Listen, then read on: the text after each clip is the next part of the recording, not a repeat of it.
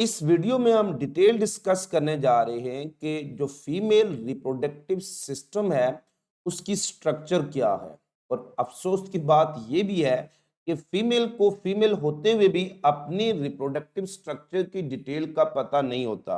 और बहुत से स्टूडेंट्स ये मैसेज या बिल्कुल क्वेश्चन पूछ रहे होते हैं कि फीमेल में यूरिनरी ओपनिंग कहाँ होती है और यूरिनरी ओपनिंग क्या सेपरेट है या ये कॉमन है विद द रिप्रोडक्टिव ओपनिंग। तो इस वीडियो में हम डिटेल डिस्कस करने जा रहे हैं कि जो फीमेल रिप्रोडक्टिव सिस्टम है उसकी एनाटॉमी या स्ट्रक्चर क्या है। जैसे अगर आप फीमेल बॉडी को बाहर से देखें तो कुछ पार्ट ऐसे होते हैं जो बाहर से नजर आते हैं, these are called external reproductive features या एक्सटर्नल जेनिटल्स। और वो पार्ट जो जिस्म के अंदर होते हैं उनको कहते हैं इंटरनल जेनिटल्स। इस वीडियो में हम डिटेल देखेंगे कि एक्सटर्नल जो रिप्रोडक्टिव फीचर फीमेल बॉडी के कौन से हैं और इंटरनल जो रिप्रोडक्टिव फीचर कौन कौन से हैं। तो सबसे पहले component of female reproductive system. Female reproductive system को हम बेसिक दो कंपोनेंट में डिवाइड कर लेते हैं। एक वो कंपोनेंट जो बॉडी से बाहर होते हैं, जिनको देखकर जब बच्चा पैदा होता है तो जेंडर का तयन किया जाता है कि वो लड़की है या लड़का है, वो ही बॉय है या वो बॉय है या ही बेबी है या शी बेबी है। अब ये जो एक्सटर्नल फीचर्स होते हैं इनको हम एक्सटर्नल जेनिटल भी कहते हैं। और कुछ वो बॉडी के फीचर्स होते हैं जो बॉडी के अंदर मौजूद होते हैं, उनको कहते हैं इंटरनल रिप्रोडक्टिव ऑर्गन्स या इंटरनल रिप्रोडक्टिव फीचर। तो overall component of female reproductive system दो तरह के होंगे, एक होगी एक्सटर्नल जेनिटल और दूसरे क्या होंगे इंटरनल जेनिटल। एक्सटर्नल जेनिटल में अगर आप देखें इस स्लाइड पर स्क्रीन पर गौर करें तो ये जो एरिया होता है this area is referred as external genitalia.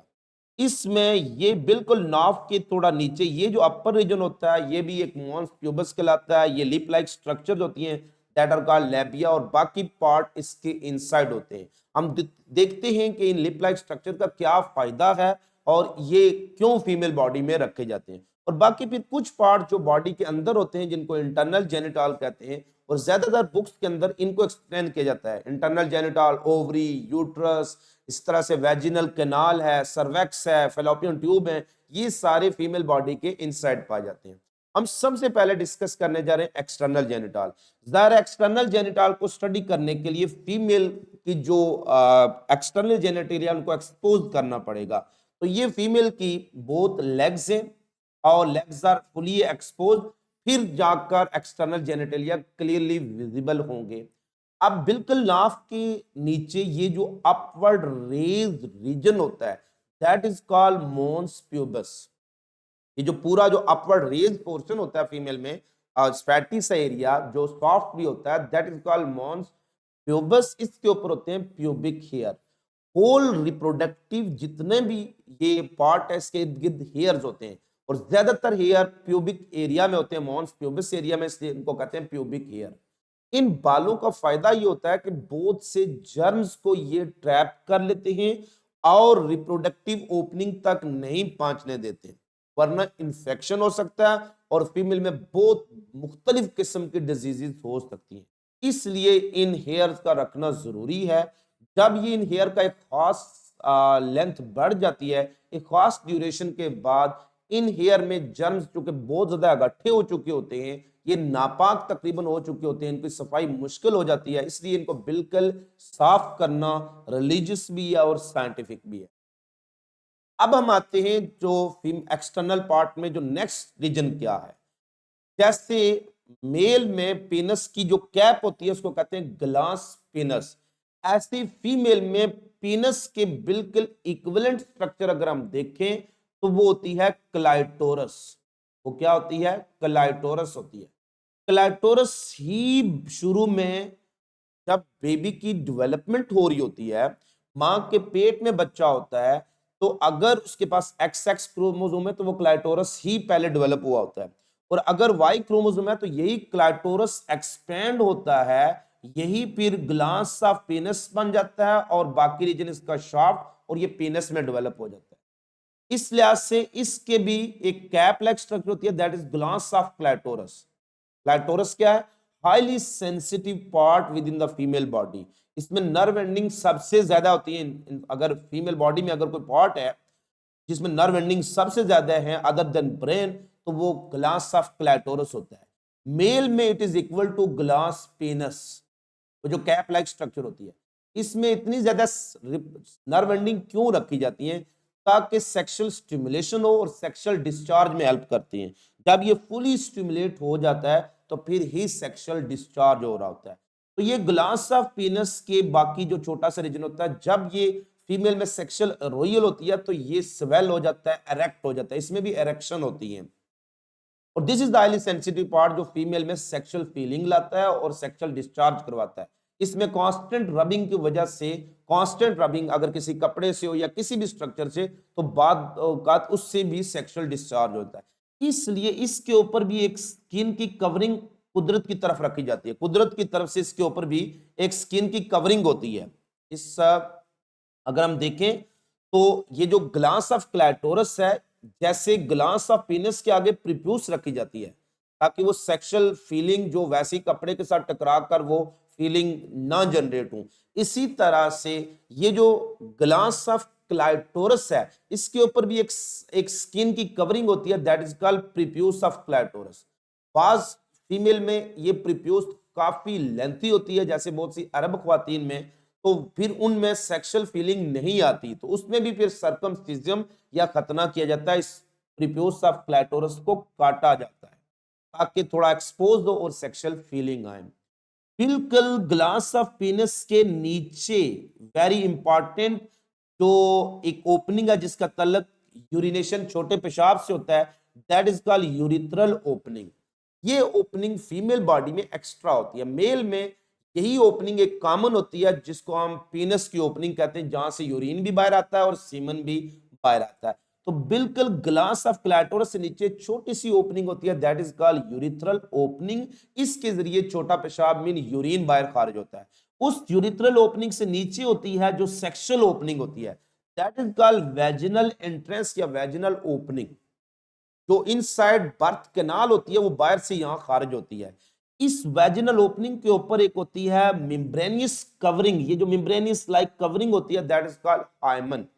ये जो हाइमन होती है ये डिफरेंट शेप्स की होती हैं, ये थोड़ी सी पोरस स्ट्रक्चर होती है। इस वेजिनल ओपनिंग के जरिए फीमेल से सेक्सुअल डिस्चार्ज होता है, यानी जो मेंस्ट्रुअल फ्लो होता है, ब्लीडिंग होती है, वो यहां से होती है। और इसकी पार्शियल कवरिंग होती है, दैट इज कॉल्ड हाइमन। और इस हाइमन के बारे में जो मिथ होती है डिफरेंट जो कल्चर्स के अंदर, कि अगर फीमेल ने शादी से पहले कोई सेक्सुअल एक्ट किया तो ये टूट जाती है, रप्चर हो जाती है। तो अगर हाइमन टूटी हुई है तो मीन के फीमेल का करैक्टर सही नहीं है। जो डिफरेंट मिथ है ये टूट सकती है बाज औकात, कोई बहुत ज्यादा हार्ड एक्सरसाइज फीमेल कर रही है, बहुत ज्यादा स्पोर्ट्स खेल रही है, उसकी वजह से भी टूट जाती है। अब चूंकि ये फीमेल की ये जो बॉडी पार्ट है ये जब एक्सपोज होगा, क्लाइटोरस भी एक्सपोज होगा, अगर ये किसी चीज से टच होगा तो सेक्सुअल फीलिंग होंगी। ये एक वो रीजन होती है जिसकी वजह से फीमेल को बाइक पर इस तरह से मेल की तरह बैठने से नॉर्मली रोका जाता है। अगर बाद में फीलिंग नहीं भी आती है चूंकि उसमें कवरिंग ज्यादा होती है, तो सम टाइम चांसेस होते हैं कि अगर वो एक्सपोज होगा बॉडी पार्ट, वो किसी उसी के अपने जो कपड़े पहने हुए हैं, अगर वो रेशम के कपड़े हैं तो उससे सेक्सुअल फीलिंग आ सकती है, लिहाजा वो लेग्स क्लोज करके ही बैठा जाता है। ये एक साइंटिफिक कोई लॉजिक है। ऐसा बहुत से लोग नहीं भी बैठते, उनको फीलिंग नहीं भी आती है, वेरी करता है फ्रॉम विमेन टू विमेन, उनकी स्ट्रक्चरल एनाटॉमी पर मैटर करता है कि उसकी क्या है। उसके बाद ये जो वैजिनल ओपनिंग होती है, this is for the sexual intercourse या कॉपुलेशन। मेल अपने जो पीनस है इसके अंदर इंसर्ट करके सीमन डिस्चार्ज यहां पर वैजिनल ओपनिंग में करता है, और उसके बाद फिर वो यूट्रस और उस तरफ जाती है, जिसको हम बाद में डिटेल में डिस्कस करेंगे। क्योंकि ये कवरिंग है, ये ओपनिंग है, ओपनिंग को बिल्कुल ओपन रखना, और ये इंतहाई सेंसिटिव पार्ट है, तो इसमें इन्फेक्शन हो सकती है। फीमेल में इन्फेक्शन के बहुत ज्यादा चांसेस होते हैं। इसलिए इन दो ओपनिंग को कवर करने के लिए इसके ऊपर लिप लाइक स्ट्रक्चर होती हैं, बिल्कुल वर्टिकल लिप्स की तरह स्ट्रक्चर होती हैं, जो कि इनको कवर करके रखती है नॉर्मल हालत में, ताकि इसमें कोई इंफेक्शन ना हो जाए। एक दो चार लिप लाइक स्ट्रक्चर होती हैं। दो इंटरनल होती हैं जिनको कहते हैं labia minora. Labia mean lip like structure, ये इंटरनल होती हैं, that are called labia minora. और इसके बाद जो बड़ी बाहर की तरफ होती हैं, जो बड़ी लिप लाइक स्ट्रक्चर होती हैं, ये लेबिया मेजोरा इनको कहते हैं, ये बाहर की तरफ होती है। एक साइड पर ये और एक साइड पर ये। तो उसके बिल्कुल बॉटम पर थोड़े से गैप के साथ ये एनल ओपनिंग होता है, जैसा डेफिकेशन होता है। क्योंकि ये जो रिप्रोडक्टिव इन्फेक्शन है बहुत डैमेजिंग होती है, इसलिए इनकी कवरिंग होती है। एनल ओपनिंग में स्फिंक्टर होता है जो उसको क्लोज कर लेता है, और उसके बाद इसके इर्द गिर्द भी हेयर होते हैं छोटे छोटे, जो इसमें कोई इन्फेक्शन नहीं आने देते। तो this is called as the जो फीमेल रिप्रोडक्टिव स्ट्रक्चर है उसकी एक्सटर्नल एनाटॉमी। फिर ये एक स्ट्रक्चर है that is called glandular structure, जिसको बाज़ औक़ात ये जो पूरी की पूरी ग्लैंडुलर स्ट्रक्चर है इसको वेस्टिब्यूल भी कह सकते हैं। इसका ये जो स्वोलन एंड होता है that is called as vestibular bulb, और ये एक्चुअली एक ग्लैंड होती है जो कि सिक्रीशन करती रहती है, वेटी सिक्रीशन करती रहती है ताकि उसको वेट रखा जाए, और बिल्कुल सेक्सुअल स्टिमुलेशन में ये मजीद स्वेल कर जाती है। तो ओवरऑल जो parts of female external genitalia इनको वल्वा कहते हैं। All the external reproductive feature of female body are called vulva। इसमें नाफ के बिल्कुल नीचे जिस पर प्यूबिक हेयर होते हैं, एक अपवर्ड रेज्ड पोर्शन है that is called mons pubis. उसके नीचे होता है क्लाइटोरस। क्लाइटोरस पर स्किन की कवरिंग होती है that is called prepuce of clitoris. Clitoris के नीचे होती है यूरिथ्रल ओपनिंग, उसके नीचे होती है वेजिनल ओपनिंग। वेजिनल ओपनिंग में मेम्ब्रेनियस जो पार्शियल कवरिंग होती है दैट इज कॉल्ड हाइमन। ये टॉर्न है, ये फटी हुई आयरन है इसलिए लिखा hymen is torn due to sexual intercourse या किसी भी वजह से हार्ड एक्सरसाइज ये पड़ सकती है। इसके बिल्कुल बॉटम पर होती है एनल ओपनिंग जिसके जरिए पाखाना खारिज होता है। जो यूरिथ्रल ओपनिंग है और साथ ही ये जो वेजिनल ओपनिंग है, दोनों को कवर करती है lip like structure. Lip like structure जो होती है इंटरनल होती हैं, दो लिप लाइक स्ट्रक्चर उनको लेबिया माइनोरा कहते हैं, और जो बड़ी लिप लाइक स्ट्रक्चर जो बाहर से भी नजर आती हैं, विजिबल होती हैं, that are called labia majora. अब हम आते हैं structure of female reproductive system में इंटरनल बॉडी पार्ट कौन से हैं। तो इंटरनल जेनिटल्स में अगर हम देखें तो फीमेल में एक पेयर ऑफ ओवरीज होता है। ये इस तरह से दो ओवरीज मौजूद होती हैं, ये ओवरी पैदा करती है एग। उसके बाद नेक्स्ट जो इंपॉर्टेंट स्ट्रक्चर होती है यूट्रस। यूट्रस एक बायोलॉजिकल टर्म है, इसको मीट्रियम भी कह रहे होते हैं। इस यूट्रस को अरबी में रहम कहते हैं, बतन भी इसको कह रहे होते हैं, बाज़ औक़ात इसको इंग्लिश में वम भी कहते हैं। ये वो जगह है जहां पर बेबी ने या तमाम जो इंसान है उनकी डेवलपमेंट हो रही होती है, तो बेबी इस यूट्रस में डेवलप होता है। उसके बाद ये वो रीजन है that is called cervix, this is the gate of uterus. ये एक प्लग ऑफ म्यूकस होता है। इसका काम होता है कि जो यूट्रीन सिक्रेशन है उनको नॉर्मल हालत में बाहर आने से रोकना, यानी लगातार वो हमेशा बाहर ना रिलीज हो। ये जब डायलेट होगा तो तभी वो जो यूट्रीन सिक्रेशन है वो बाहर आ जाएगी। This is called vaginal canal. ये वो वेजिनल कैनाल, इसको बर्थ कैनाल कहते हैं, यहां से बेबी का हेड बाहर आता है। इस वेजिनल कैनाल की लेंथ मेल पेनिस जितनी होती है तकरीबन कोई 8 सेंटीमीटर के करीब, 5 या 6 इंच तक होती है। ये इस वेजिनल कैनाल की जो बाहर की तरफ ओपनिंग होती है दैट इज कॉल्ड वेजिना, जो कि एक्सटर्नल जेनिटिलिया में हमने डिस्कस किया। तो मेल जो हमेशा होता है, इसके बाद अगर हम देखें तो ये होती हैं यूट्रीन ट्यूब्स। ये कनेक्ट करती हैं ओवरी से, एग लेकर यूट्रस से कनेक्टेड होती हैं, यानी इनका प्रॉक्सिमल पार्ट यूट्रस की तरफ होता है और डिस्टल पार्ट इनका ओवरी की तरफ होता है। तो दो यूट्रीन ट्यूब हैं। यूट्रीन ट्यूब के 4 नाम होते हैं। इनकी फनल शेप आगे फिंगर लाइक स्ट्रक्चर की वजह से इनको फेलोपियन ट्यूब भी कहते हैं। ये बिल्कुल फिंगर की तरह होती हैं जो एग को कैप्चर कर लेती हैं। क्योंकि ये कनेक्टेड होती हैं, फिजिकली कनेक्टेड होती हैं यूट्रस के साथ, इसलिए इनको यूट्रीन ट्यूब भी कहते हैं। क्योंकि ये ओवरी से एग को कैप्चर करके उसको यूट्रस की तरफ शिफ्ट कर रही हैं, तो चूंकि ये ओवरी को यूट्रस के साथ एक लिंक बना रही है, इसलिए इसको कहते हैं ओवेरियन ट्यूब।